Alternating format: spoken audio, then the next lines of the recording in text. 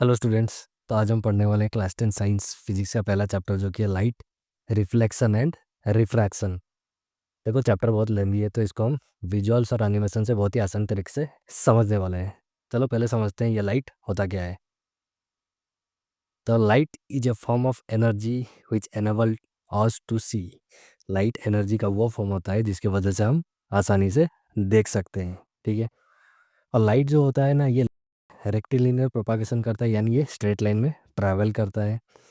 और लाइट जो होता है ये एक इलेक्ट्रोमैग्नेटिक वेव होता है जो कि जिसको किसी भी मीडियम की ज़रूरत नहीं होती है ट्रैवल करने के लिए। ये एयर और वैक्यूम में बहुत ही आसानी से ट्रैवल कर सकता है। ये जो एयर और वैक्यूम में ट्रैवल करता है इसका जो स्पीड होता है ये होता है 3 × 10⁸ मीटर पर सेकेंड। चलो अब देखते हैं कुछ फेनोमेना लाइट के जो कि होता है reflection, refraction, dispersion, scattering and diffraction. तो ये पांचों में से हम इस चैप्टर में सिर्फ दो ही को पढ़ने वाले हैं जो कि है रिफ्लेक्शन एंड रिफ्रैक्शन। तो पहले चलो शुरू करते हैं इसको रिफ्लेक्शन से। तो पहले हम देखेंगे रिफ्लेक्शन क्या होता है। Reflection is the phenomena of bouncing back of light rays in the same medium after striking through a smooth surface. यानी कि अगर कोई लाइट रे स्मूथ सरफेस में आकर टकराती है तो वो बाउंस बैक होकर वही सेम मीडियम में वापस चले जाती है। चलो इसे इस डायग्राम से समझ लेते हैं। जैसे कि ये मेरा हो गया है स्मूथ सरफेस, यहाँ पे एक लाइट रे आके इसे टकराएगी तो वो बाउंस बैक होके सेम मीडियम में ही रिटर्न करी जाएगी, और यही होता है रिफ्लेक्शन। अब देखेंगे लॉज ऑफ रिफ्लेक्शन। तो इसके दो लॉ होते हैं। पहला लॉ होता है, तो पहला लॉ बोल रहा है जो एंगल ऑफ इंसिडेंस और एंगल ऑफ रिफ्लेक्शन होते हैं ये दोनों बराबर होते हैं। यानी कि मैथमेटिकली हम इसे बोल सकते हैं angle I is equal to angle R. और जो सेकेंड लॉ होता है ये कहता है incident ray, reflected ray and the normal that lie in the same plane. यानी कि इंसिडेंट रे, रिफ्लेक्टेड रे और जो नॉर्मल होते हैं वो सेम प्लेन में लाई करते हैं। चलो इसे डायग्राम से समझ लेते हैं। मान लो ये हो गया हमारा स्मूथ सरफेस, और ये जो रिफ्लेक्टिंग सरफेस में परपेंडिकुलर लाइन जो होता है इसे हम नॉर्मल कहते हैं। और इसमें जो रे ऑफ लाइट आके टकराती है उसे हम कहते हैं इंसिडेंट रे। और इंसिडेंट रे इसमें टकराने के बाद ये नॉर्मल के साथ एक एंगल फॉर्मेशन करती है जिसका नाम होता है एंगल ऑफ इंसिडेंस। और रिफ्लेक्शन के रूल के हिसाब से जो लाइट आके इसमें टकराती है वो बाउंस बैक तो करेगी। तो जो लाइट रे इसमें टकराने के बाद बाउंस बैक करके जाती है उसे हम कहते हैं रिफ्लेक्टेड रे। और रिफ्लेक्टेड रे नॉर्मल के साथ जो एंगल बनाता है उसे कहते हैं एंगल ऑफ रिफ्लेक्शन। और यही एंगल ऑफ इंसिडेंस और एंगल ऑफ रिफ्लेक्शन बराबर होते हैं।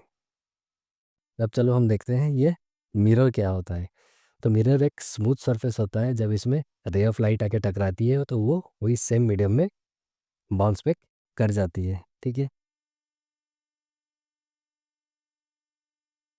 Then mirror is a reflecting surface that bounces off light, producing either a real or virtual image. तो मिरर में लाइट रे जब आके टकराती है तो ये बाउंस बैक कर जाती है। आइदर इसमें ये रियल इमेज फॉर्मेशन करती है या फिर वर्चुअल इमेज का फॉर्मेशन करती है। तो चलो देखते हैं जो रियल और वर्चुअल इमेज ये सब होते क्या है। पहले देखेंगे रियल इमेज क्या होता है।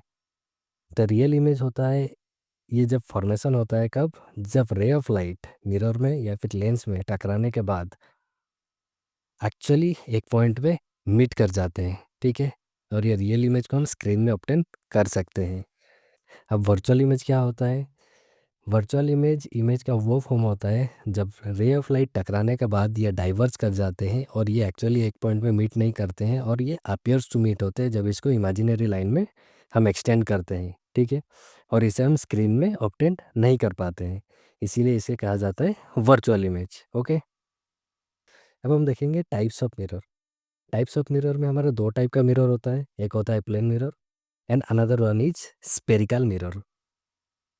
तो अब हम देखेंगे image formation by a plane mirror. तो प्लेन मिरर में ये रहा हमारा रिफ्लेक्टिंग सरफेस और ये हो गया उसका पॉलिश्ड पार्ट। ठीक है। इसमें जो परपेंडिकुलर लाइन होता है इसको हम कहते हैं नॉर्मल। ये रहा हमारा ऑब्जेक्ट। तो ऑब्जेक्ट से जो रे ऑफ लाइट आके इसमें ऐसे टकराएगी ये बिना किसी डेविएशन के सेम पाथ में बाउंस बैक कर जाएगी। और एक रे ऑफ लाइट अगर हम ऑब्लिकली इसमें ड्रॉ किया जाए तो ये यहाँ पे नॉर्मल के साथ जो एंगल बना के इसमें इंसिडेंट होगी सेम एंगल बनाएगी जिसको हम एंगल ऑफ रिफ्लेक्शन कहेंगे, उसको बना के यहाँ से बाउंस बैक कर जाएगी।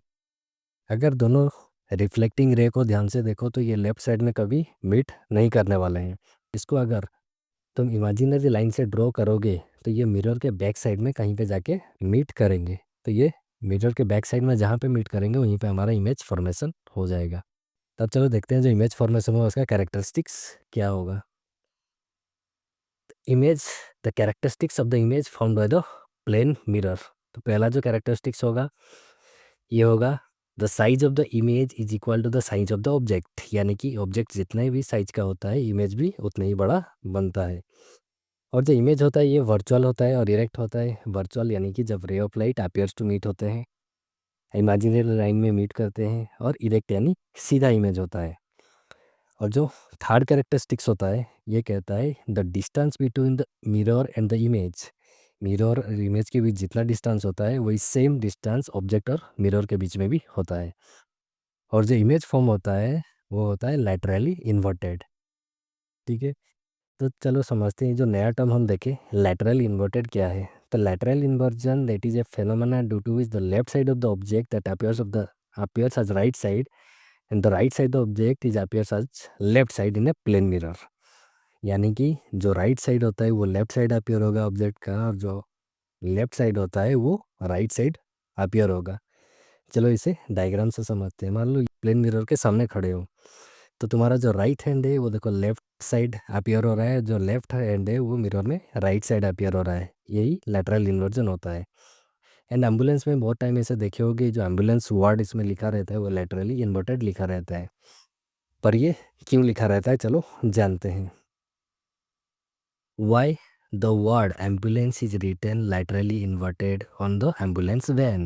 This is because to make it easier to the read in the rear view mirrors in the vehicles running in front of the ambulance। Ambulance के सामने अगर कोई व्हीकल जा रहा है और वो अपने जब रियर व्यू मिरर में देखता है तो उसको ये एम्बुलेंस जो रिटन वर्ड है वो लेटरली इन्वर्टेड हो जाएगा और उसको मिरर में सीधा दिखाई देगा, कुछ ऐसे। अब देखते हैं प्लेन मिरर के यूजेस को। तो पहला यूज है एवरीडे लाइफ, जैसे कि हम प्लेन मिरर को ड्रेसिंग टेबल मिरर में यूज किया जाता है। उसके बाद सेकेंड यूजेस प्लेन मिरर को ऑप्टिकल इंस्ट्रूमेंट जैसे कि कैलेडोस्कोप, पेरिस्कोप्स ये सब बनाने में यूज किया जाता है। थर्ड यूजेस प्लेन मिरर की सेफ्टी के पर्पज से भी यूज किया जाता है, जहाँ पे रोड में बहुत सारे ब्लाइंड टर्न्स होते हैं। एंड प्लेन मिरर को सोलर कुकर्स में भी यूज किया जाता है। अब हम देखेंगे स्पेरिकल मिरर। तो स्पेरिकल मिरर क्या होता है? Spherical mirror that are the part of a hollow sphere whose reflecting surface are inward और आउटवर्ड। यानी कि ये एक होलो स्फीयर का पार्ट होता है जिसका रिफ्लेक्टिंग सरफेस आइदर इनवर्ड हो या फिर आउटवर्ड हो। तो ये दो टाइप के होते हैं। पहला होता है तुम्हारा कॉनकेव मिरर जिसका रिफ्लेक्टिंग सरफेस इनवर्ड होता है, जैसे कि इसके अंदर देखो, जैसे कि ये देखो, इसको जो केव टाइप में है ये होता है इसका रिफ्लेक्टिंग सरफेस। और अगर इसमें रे ऑफ लाइट आके इसमें टकराते हैं तो आफ्टर रिफ्लेक्शन ये एक ही जगह पे कन्वर्ज हो जाते हैं, और इसी कन्वर्जिंग प्रॉपर्टी के कारण इसको हम कन्वर्जिंग मिरर भी कहते हैं। और जो दूसरा मिरर होता है यह होता है तुम्हारा कॉन्वेक्स मिरर, यानी कि the spherical mirror whose reflecting surface is outward और इन द बल्ज पार्ट। यानी कि ये देखो मिरर, इसका जो ये जो बल्ज पार्ट है ये होता है इसका रिफ्लेक्टिंग सरफेस, और इसमें जब रे ऑफ लाइट आके टकराती है तो ये डाइवर्ज हो जाती है, और इसी डाइवर्जिंग प्रॉपर्टी के कारण इसको हम डाइवर्जिंग मिरर भी कहते हैं। अब चलो स्पेरिकल मिरर के कुछ इंपॉर्टेंट टर्म्स को देख लेते हैं। तो ये हो गया हमारा स्पेरिकल मिरर। स्पेरिकल मिरर में ये हमारा एक छोटा सा पीस कट किया है जो कि हमारा है स्पेरिकल मिरर का पार्ट। और स्पेरिकल मिरर के जो सेंटर पॉइंट होता है इसको हम कहते हैं पोल से डिनोट करते हैं। ठीक है, और जो स्पीयर का सेंटर होता है इसको हम कहते हैं सेंटर ऑफ कर्वेचर, इसको सी और 2F से रिप्रेजेंट किया जाता है। सेंटर ऑफ कर्वेचर और पोल के बीच में जो डिस्टेंस होता है इसको हम कहते हैं रेडियस ऑफ कर्वेचर। और सेंटर ऑफ कर्वेचर पोल के बीचों बीच जो पॉइंट होता है इसको कहा जाता है फोकस, इसको एफ से रिप्रेजेंट किया जाता है। फोकस और पोल के बीच में जो डिस्टेंस होता है इसे कहा जाता है फोकल लेंथ। ओके, और जो ray of line pole centre of curvature को देके पास करती है उसे कहा जाता है प्रिंसिपल एक्सिस। और मिरर का जो पार्ट में लाइट रिफ्लेक्ट होता है उसी पार्ट को हम एपरेचर कहते हैं। अब चलो एक रिलेशन समझ लेते हैं रेडियस ऑफ कर्वेचर और फोकस के बीच। तो रेडियस ऑफ कर्वेचर का आधा फोकस होता है, या फिर तुम कह सकते हो रेडियस ऑफ कर्वेचर फोकस का 2 टाइम्स होता है। इसे न्यूमेरिकल के व्यू से याद रख लेना। अब चलो देखते हैं रे diagram rules for concave mirror. तो पहला रूल बोलता है अगर कोई रे ऑफ लाइट पैरेलल होके आता है प्रिंसिपल एक्सिस के, तो आफ्टर रिफ्लेक्शन फोकस से पास करेगा। यानी कि कुछ ऐसे देखो, यहाँ हो गया हमारा मिरर, रे ऑफ लाइट पैरेलल आके जब मिरर में टकराएगी तो आफ्टर रिफ्लेक्शन ये फोकस से इसे पास करेगी। सेकेंड, अगर कोई रे ऑफ लाइट फोकस से आके गुजरती है तो ये आफ्टर रिफ्लेक्शन पैरेलल हो जाएगी प्रिंसिपल एक्सिस से। ये देखो डायग्राम में कुछ ऐसे, अगर रे ऑफ लाइट फोकस से आके पास कर रही है तो ये आफ्टर रिफ्लेक्शन पैरेलल हो जाएगी प्रिंसिपल एक्सिस के साथ। और तीसरा रूल कहता है अगर कोई ray of light centre of curvature से पास करता है तो वो आफ्टर रिफ्लेक्शन सेम पाथ से बैक कर जाएगा without any deviation. In the fourth one is, अगर कोई रे ऑफ लाइट पोल में आके इंसिडेंस होती है किसी एक एंगल बना के, तो वो सेम एंगल बना के वहाँ से रिफ्लेक्ट भी कर जाएगी। ये देखो डायग्राम में कुछ ऐसे जो रे ऑफ लाइट आके टकराई कुछ एंगल बना के, तो वो सेम एंगल बना के यहाँ से रिफ्लेक्ट भी कर जाएगी। अब देखेंगे image form by the concave mirror. पहला केस देखेंगे जिसमें होता है ऑब्जेक्ट जब इन्फिनिटी में रहता है।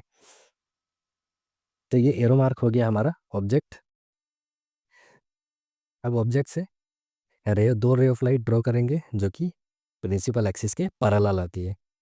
तो रूल के मुताबिक जो रे ऑफ लाइट पैरेलल आती है प्रिंसिपल एक्सिस के बराबर, वो आफ्टर रिफ्लेक्शन फोकस से पास कर जाएगी। तो ये दोनों राइट भी फोकस से पास कर जाएगी और ये यहीं पे इंटरसेक्ट करेगी।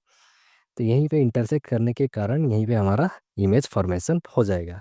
तो जो इमेज फॉर्मेशन होगा उसका कैरेक्टरिस्टिक्स क्या होगा, इमेज का पोजीशन होगा आर्ट फोकस, इमेज का जो नेचर होगा वो होगा रियल एंड इन्वर्टेड, और इमेज का जो साइज होगा ये हाईली डिमिनिश साइज का इमेज बनेगा। सेकेंड केस, जब ऑब्जेक्ट हमारा बियॉन्ड सेंटर ऑफ कर्वेचर रहता है। तो देखो ये रहा हमारा ऑब्जेक्ट। ऑब्जेक्ट से हम एक ray of light principal axis के पैरेलल ड्रॉ करेंगे और एक ray of light centre of curvature से पास करवाएंगे।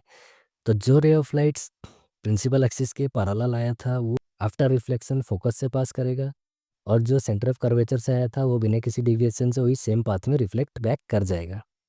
ये दो रे ऑफ लाइट जहाँ पे इंटरसेक्ट करेंगे वहीं पे इमेज फॉर्मेशन होगा। और जो इमेज का कैरेक्टरिस्टिक्स होगा ये क्या होगा, पोजीशन होगा between centre of curvature and focus, image होगा रियल एंड इन्वर्टेड, साइज होगा डिमिनिश्ड। अब देखते हैं थर्ड केस, जब ऑब्जेक्ट हमारा सेंटर ऑफ कर्वेचर में रहेगा। तो एक ray of light principal axis के पैरेलल आएगा, दूसरा फोकस से पास करेगा। तो जो ray of light principal axis के पैरेलल आएगा वो आफ्टर रिफ्लेक्शन फोकस से पास करेगा, और जो फोकस से आया था वो आफ्टर रिफ्लेक्शन प्रिंसिपल एक्सिस के पैरेलल बन जाएगा। तो ये दो रे ऑफ लाइट जहाँ पे इंटरसेक्ट करेंगे वहीं पे हमारा इमेज फॉर्मेशन होगा। और इमेज का जो कैरेक्टरिस्टिक्स होगा, पोजीशन होगा art centre of curvature, nature होगा रियल एंड इन्वर्टेड, एंड इसका जो साइज होगा ऑब्जेक्ट के बराबर होगा। अब देखते हैं जब ऑब्जेक्ट सेंटर ऑफ कर्वेचर और फोकस के बीच में होगा। तो एक रे ऑफ लाइट हम ड्रॉ करेंगे प्रिंसिपल एक्सिस के पैरेलल, और दूसरा रे ऑफ लाइट फोकस से पास होगा। तो जो प्रिंसिपल एक्सिस के पैरेलल आया था वो फोकस से पास करेगा, जो फोकस से आया था वो प्रिंसिपल एक्सिस के पैरेलल हो जाएगा। और ये दोनों जहाँ पे इंटरसेक्ट किए वहीं पे हमारा ऑब्जेक्ट फॉर्मेशन होगा। और इसका जो कैरेक्टरिस्टिक्स होगा, पोजीशन होगा beyond centre of curvature, nature होगा रियल एंड इन्वर्टेड, और इसका जो साइज होगा ये होगा लार्जर देन ऑब्जेक्ट। पांचवा केस, जब हमारा ऑब्जेक्ट फोकस में होगा। तो एक ray of light principal axis के पैरेलल ड्रॉ करेंगे, दूसरा सेंटर ऑफ कर्वेचर की ओर। तो जो रे ऑफ लाइट पैरेलल होगा वो आफ्टर रिफ्लेक्शन फोकस से पास करेगा, और जो सेंटर ऑफ कर्वेचर से आया था वो after reflection centre of curvature से ही पास करेगा। तो अच्छे से अगर ये दोनों रे ऑफ लाइट को देखोगे तो ये इसको अगर एक्सटेंड किया जाए तो ये दोनों पैरेलल लाइन है, ये दोनों कहीं दूर में जाके मीट करने वाले हैं, यानी कि कहीं इन्फानाइट में बोल सकते हो। और इमेज का जो कैरेक्टरिस्टिक्स होगा उसमें पोजीशन होगा आर्ट इन्फिनिटी, इमेज का जो नेचर होगा वो रियल इन्वर्टेड होगा, और ये जो इमेज का साइज होगा वो हाईली एनलार्ज होगा। अब देखते हैं सिक्स्थ केस, जब हमारा ऑब्जेक्ट फोकस और पोल के बीच में होगा। तो एक रे ऑफ लाइट को हम प्रिंसिपल एक्सिस के पैरेलल ड्रॉ करेंगे, और दूसरा रे of light centre of curvature की ओर ड्रॉ होगा। तो जो रे ऑफ लाइट पैरेलल था वो आफ्टर रिफ्लेक्शन फोकस से पास करेगा, और सेंटर ऑफ कर्वेचर की ओर से जो लाइन आया था वो after reflection centre of curvature की ओर ही चला जाएगा। तो गौर से देखोगे तो ये दोनों रिफ्लेक्टिंग लाइट डाइवर्जिंग रेज है, यानी कि ये दोनों लेफ्ट साइड में तो कहीं मीट नहीं करने वाले हैं। अगर हम इसे इमेजिनरी लाइन ड्रॉ करेंगे तो ये मिरर के बिहाइंड कहीं मीट करेंगे, और जहाँ मीट करेंगे वहीं पे हमारा इमेज क्रिएट हो जाएगा। और इमेज का जो कैरेक्टरिस्टिक्स होगा, इसका पोजीशन होगा बिहाइंड द मिरर, नेचर होगा वर्चुअल इरेक्ट, और जो साइज होगा ये हो जाएगा मैग्नीफाइड। ओके। अब हम देखेंगे यूजेस ऑफ कनकेव मिरर। तो कनकेव मिरर का जो पहला यूज होता है, इसको हम कॉमनली यूज करते हैं torch, search lights and vehicle के हेडलाइट में। आज एक कन्वर्जिंग मिरर ये बीम ऑफ लाइट को कन्वर्ज करता है और लाइट को एक ही जगह पे फोकस करता है, जिसकी वजह से हम चीज़ों को अच्छी तरह से देख सकते हैं, यानी लाइट को ये स्कैटर होने नहीं देता है। And the second uses is concave mirror is use as a shaving mirror. Shaving mirror में यूज किया जाता है ताकि हमारा जो फेस का इमेज है ना वो लार्ज हो, और हम अच्छी तरह से क्लीन सेव कर सकें। These are also use by the dentist to see the large image of the teeth. ये डेंटिस्ट के द्वारा भी यूज किया जाता है ताकि हमारे टीथ का जो इमेज है वो उसका साइज थोड़ा बड़ा करके दिखे। और जो इसका लास्ट यूज होता है, इसको हम सोलर फर्नेस में भी यूज करते हैं ताकि ये हीट को कन्वर्ज कर सके। ठीक है। अब हम देखेंगे rules for making ray diagram by the convex mirror. तो इसका पहला रूल क्या होता है, a ray of light parallel to principal axis of a convex mirror appear to diverge from focus. यानी कन्वेक्स मिरर में अगर कोई रे पैरेलल आ रहा है तो आफ्टर रिफ्लेक्शन डाइवर्ज तो हो जाएगा, लेकिन इसको इमेजिनरी लाइन से एक्सटेंड करोगे तो ये फोकस से पास होता हुआ अपीयर करेगा। अब देखते हैं इसका second rule. If the ray is directed towards the focus of the convex mirror, then this will parallel to the principal axis. ये पोल गलत लिखा हुआ, एक्चुअली होगा फोकस। यानी कि अगर कोई रे फोकस की ओर आता है तो ये आफ्टर रिफ्लेक्शन क्या होगा, प्रिंसिपल एक्सिस के पैरेलल हो जाएगा। ठीक है। Now come to the third rule. Third rule बोलता है ray of light directed toward the centre of curvature that is reflected along the same path. अगर कोई ray of light centre of curvature की ओर आता है तो ये आफ्टर रिफ्लेक्शन वही सेम पाथ में डाइवर्ज करेगा या फिर रिफ्लेक्ट करेगा। चौथा rule, a ray of light incident to the pole reflect along the same angle. अगर कोई रे ऑफ लाइट पोल पे कोई भी एंगल बना के इंसिडेंस होती है तो वो सेम एंगल वहीं पे बना के वहाँ से रिफ्लेक्ट कर जाती है। तब देखेंगे इमेज फॉर्मेशन में कॉन्वेक्स मिरर। इसका पहला केस जब ऑब्जेक्ट इन्फिनिटी में हो, तो ये रहा हमारा मिरर एंड ये हो गया हमारा ऑब्जेक्ट। तो ऑब्जेक्ट से हम रे ऑफ लाइट ड्रॉ करेंगे। देखो ये ray of light principal axis के पैरेलल आता है, तो ये रे ऑफ लाइट जो पैरेलल आता है वो आफ्टर रिफ्लेक्शन डाइवर्ज हो जाएगा, लेकिन ये डाइवर्जिंग रे को अगर तुम इमेजिनरी लाइन से एक्सटेंड करोगे तो ये फोकस से पास करेगा और यहीं पे इंटरसेक्ट करेगा जहाँ पे हमारा इमेज फॉर्मेशन होगा।